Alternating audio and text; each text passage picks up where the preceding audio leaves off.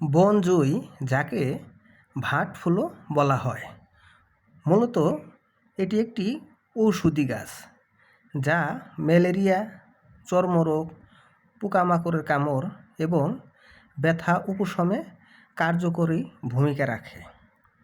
এর পাতা ও ফুলের রস ক্ষতস্থানে মালিশ করলে ফোলা ও ব্যথা কমে। এটি কষ্ট সহিষ্ণু জোরালো গাছ যা গ্রামীণ পরিবেশে বেড়ে ওঠে। বনজুই বা ভাট ফুলের প্রধান উপকারিতাগুলো বর্ণনা করা হলো।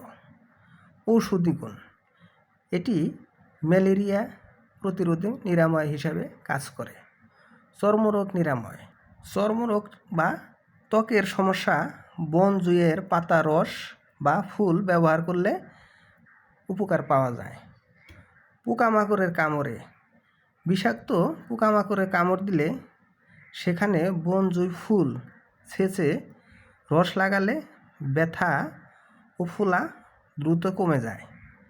কৃমিনাশক: ভাট গাছের পাতার রস কৃমি প্রতিরোধে অত্যন্ত কার্যকর। মন ভালো করার সুবাস: এই ফুল অত্যন্ত সুগন্ধি যা পথিকের মন ভালো করে দেয় ও মানসিক প্রশান্তি দেয়।